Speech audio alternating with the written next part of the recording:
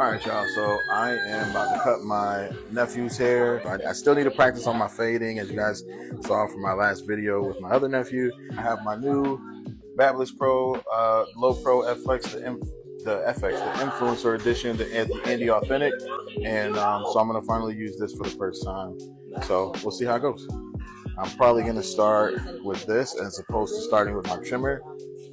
Actually, you know what? I'm gonna probably just follow the same method. I'm gonna punch in with my trimmer, the FX3s, and then I'll go ahead and just start fading with this. So I'm gonna start with this. All right, guys. So let's get started on this haircut.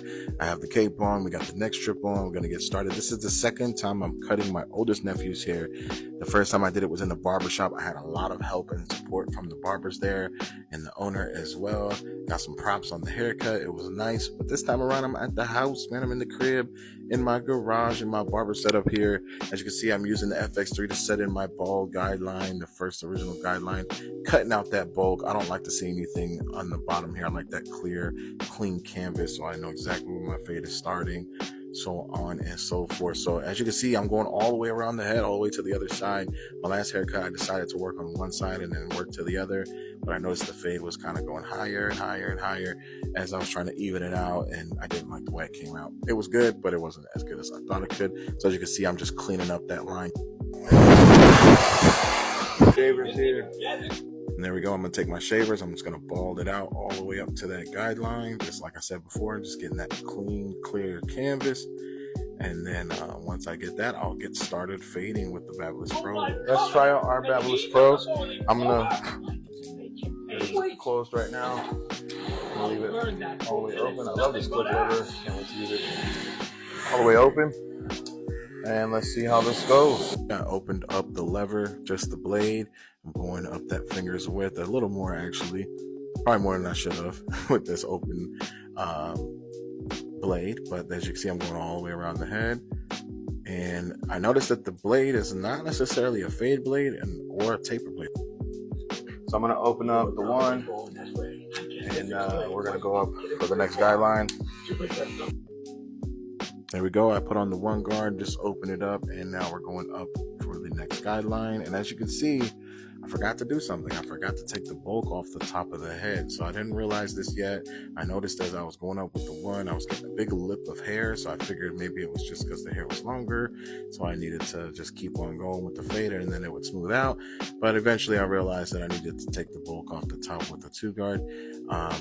He's growing his hair out a little bit, so I didn't want to take too much off. But in order for this fade to look right and clean, I needed to take that bulk off the top. But for now, as you can see, I'm trying to fade it into the hair with the two guard.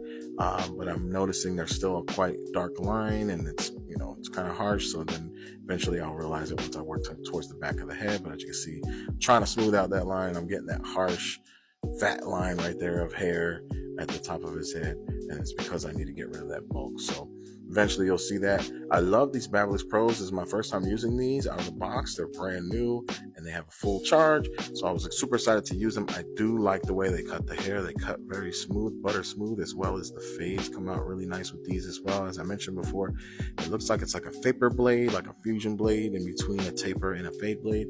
And I really like that. It helps to smooth it out, and it doesn't set really harsh guidelines, but it also gets you what you need. But it works great with the fades and the lever. The lever is my favorite part. I love the click lever. It helps out a lot since I'm a beginner, kind of knowing where I'm at with my lever. It also has a larger throw, as well as a longer lever, so I can reach it easily without having to turn my clipper so much. So this is really nice. I like these clippers. They're nice and heavy, and evenly heavy, not too top heavy or too bottom heavy, but just good for my hand and my wrist. And it has like that natural flick out as well. So as I mentioned, the guidelines come out very smooth. So as you can see, I'm working this fade with them right now, and they're working very well. It's probably the easiest that I've had to work on a fade because of how quickly they take out the line and how easily and smoothly the fade comes out. But I did do something better this time around. That lever work, man. Gotta open and close that lever as you're going up and down. Gotta open and close that lever as you're going up and down. And as you can see, especially when you get to the bottom here and you're cleaning up those last couple of lines, gotta work that lever. Open and close, close as you're going down, open as you're going up. And the more I realized that, the easier it became to fade this side of his head. And it came out really good. I was really proud of myself. you can see, I'm just working it, and it's coming out nice. I'm noticing some lines, so I'm just putting on the right guards, getting the right fade going, and I'm keeping track of what I'm doing. This is a little harsh, but it's not that bad. It's still a good blend. And then I still got to tap this bottom line. So there you go. I'm going to start with that bottom line. Blade only. Closed it all the way up. Just flicking out that bottom line. Getting that thing to disappear, as you can see.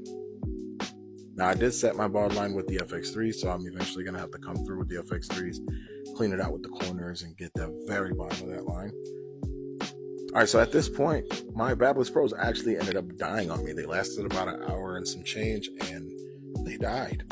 Now, again, this is right out the box. It's recommended that you charge them to a full battery 3 times in order to really see what the battery life is like on these things. But, you know, hey, it is what it is. So hopefully it gets better. Here it is. As you see, I'm taking out the bulk. I got my magic clips on with my 2 open. And that's when I realized, like, yo, I got to take the bulk off of the top of his head, because I started to do the back there and it was digging into all the hair and it just didn't look right. So here we go. I'm going around the crown and just working out, getting it all even with the 2 open around his head. And now that I got that even, I'm working out the top guideline and just kind of working up and down with the lever open and the lever closed. Right now I have that 2 guard on. Actually, I think I went back down to the 1 now on this side, and I'm just working that fade down. So I can see it's pretty smooth. And even the magic clips, after going through with the BabylissPros, the LoPros, the magic clips became a lot easier to use as well. Before I was just fading with the magic clips, and those guidelines were really hard to come out. I felt like it was never coming out. But after I worked the top few guidelines out with the BabylissPros, now going with the magic clips, at the bottom there, it became a lot easier to knock those lines out. So that's what I'm doing now, just getting the bottom lines out, trying to fade it out correctly, opening and closing that lever. I'm telling you, that lever work is huge when it comes to fading. I noticed that on this cut. This cut took me about half the time that it did the first time, because I've had some practice with that lever work and putting on the correct guards and so on and so forth. So this haircut here was a big improvement from my last few haircuts in terms of fading. I was super proud of this one. But yeah, so here we go, fading out the back here. You can see I'm opening and closing that lever.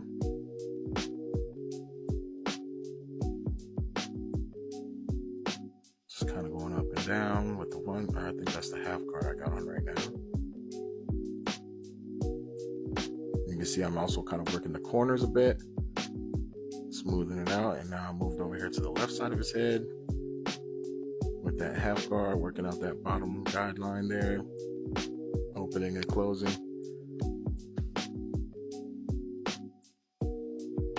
Smoothing it out like butter. And there we go, knocking out the bottom line here with no guard, closing it up, opening it up as well. Smoothing that out.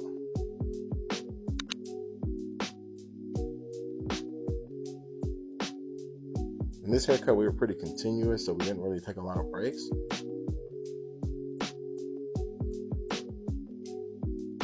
The final and most difficult. That's my favorite one.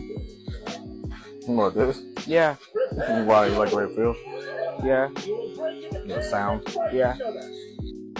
As you seen right before that, I went through with the FX3s and cleaned out that bottom line a little bit. And there we go, cleaning off the neck.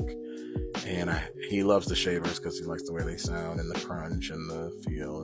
It's pretty fun. There we go, lining up the front. I had to flip him around here so I can use the lighting. Just cleaning it up with my FX3s. Those things are hitters when it comes to lineups. I didn't do any razor work on this cut, but I did decide to just use those FX3s, clean them up, and there he is. And he feels confident. He loves it. Is it burn a little bit? Yeah, a little bit. It smells good though. Boy, it's just alcohol. I think that's good enough. All right. I love you. Love you. You like it? Yeah, I really like it. Fresh? Yep. Look clean? Yep. Oh, yeah. You gonna get the ladies? Really? I love you, nephew. Love you too.